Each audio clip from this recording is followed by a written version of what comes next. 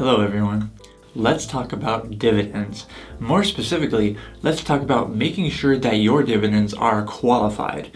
There are some good reasons why you probably want your dividends to be qualified, and mostly it has to do with having a more favorable tax rate. And that's why you want to ensure that if you're going to be getting dividends, most of them, you want them to be qualified rather than unqualified. And that's exactly what we're going to talk about today. Let's first start with why you want to have qualified dividends. The most likely reason is that qualified dividends are taxed at the long-term capital gains rate, whereas ordinary dividends or unqualified dividends are going to be taxed at your ordinary income tax rates. Okay, and let me put those up on the screen for you. First, let's start with the long-term capital gains rate, which is what you're going to get with qualified dividends. So you can see on here, if your taxable income is anywhere from $0 to $40,000 and $400, then if you're single, you're going to pay 0% tax on those qualified dividends. Now let's switch to the regular tax brackets.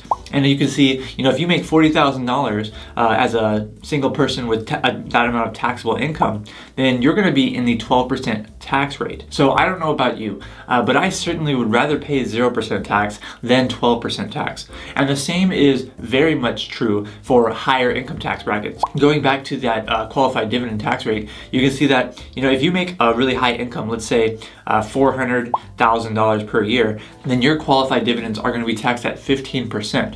But if we then go back to the ordinary income tax rates, if you make $400,000 of taxable income as a single person, then you're going to be put in that 35% tax bracket.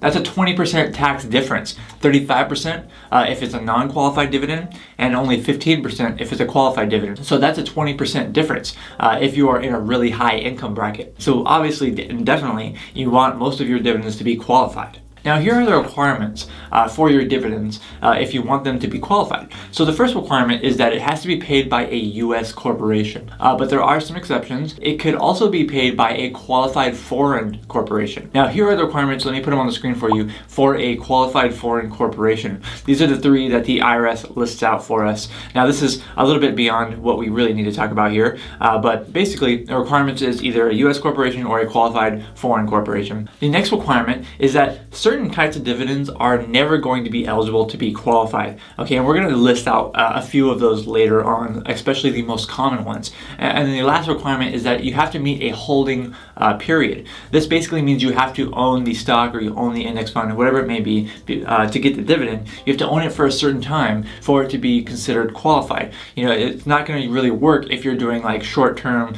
day trading or something like that, because you're not going to most likely meet the holding requirement even if you were issued a dividend. And so those are the three main requirements that you need in order to make those dividends qualified. Now let's expand on that just a little bit. But before we expand on it, please make sure you like this video if you're enjoying it so far. It really does help me out, and I really do appreciate that. It really lets the YouTube algorithm know that you appreciate this, and just by clicking that like button, it helps spread it to other people that really need this information. Thank you.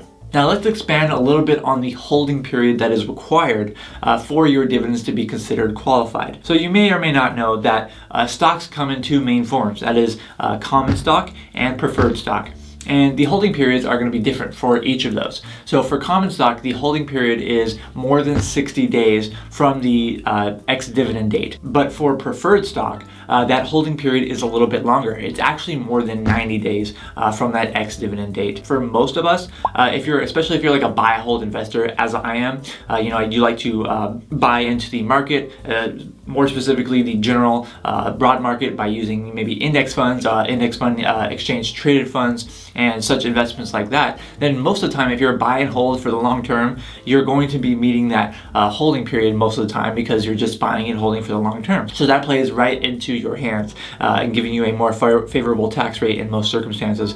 And also, if you're an index fund investor, as I am, then you're probably going to be mostly investing in common stock because preferred stock is mostly not what's going to be contained within index funds. If you're investing in index funds, then mostly what you're investing in is going to be common stock. So that's mostly applicable to most of us, I think, if you're watching this channel, that we are going to be meeting this holding required most of the time, this holding period, most of the time, because we are buy and hold investors and we invest in index funds. And I put together a really cool little graphic for you just to kind of illustrate the holding period. So hopefully that goes up on the screen right now. And you can see that the common stock, you have the 60 days before and 60 days after the ex-dividend date. and preferred stock you have 90 days. So you can see that is kind of like a little bit of an illustration on the holding period required for the two types of stock. Now let's move on and talk about common dividends that are not going to be eligible to be qualified. These are pretty much never going to be eligible. They're never going to be qualified. They're always going to be considered ordinary, or they're not actually dividends at all.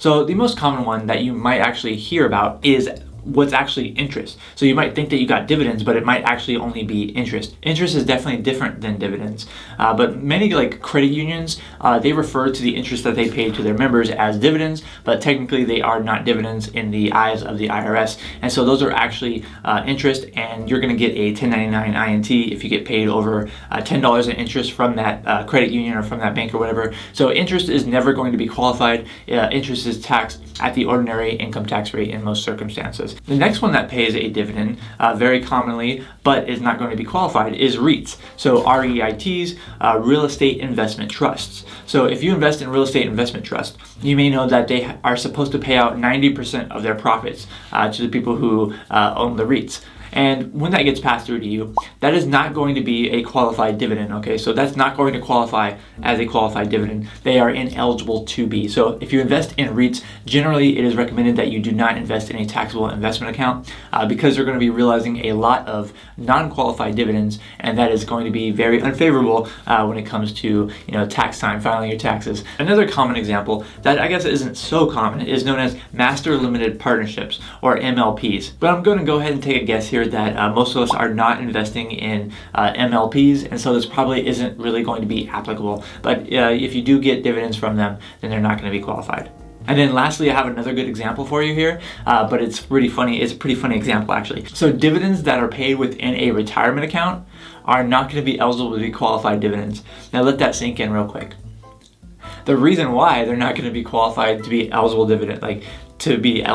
to be qualified dividends is because you don't pay taxes on dividends that are within retirement accounts anyway. So it's a pretty funny rule to have. But yeah, it's not going to be a qualified dividend if it's in a retirement account. But it doesn't matter because retirement accounts grow tax-free, whether it's a Roth or a traditional or whatever. And so you're not going to pay taxes on it when you receive that dividend within that account anyways. The biggest takeaway here from this is that you do want most of your dividends to be qualified. The way you do that, if you are investing in index funds, if you're investing in the philosophy that I really like to invest in, where you are investing for financial independence, you're looking for long-term success, you're investing in the overall broad market, you're utilizing index funds, you're doing buy and hold, you're not trying to time the market or anything like that, then most of your dividends are actually going to be qualified. Even if you are investing in a taxable brokerage account, which actually I do have a large portion of my money invested in a taxable brokerage account for several reasons, but since I do invest in that way, most of my dividends that I receive are going to be qualified, and so I get taxed at the long-term capital gains rate on those dividends, and that is very good because I pay much lower taxes on those qualified dividends, and you can do the same thing. Another thing that you can do is make sure that you watch another video that I created. It's a full guide to investing your way to financial independence. Okay, I put a lot of work into that video, and I think it's going to be very helpful for you. So if you haven't watched that video, make sure you watch that video. It's going to really help you out and get you started on the path to financial independence through investing. Thank you so much for watching this video. I'm Zach from OnCashflow.com, and I hope to see you next time.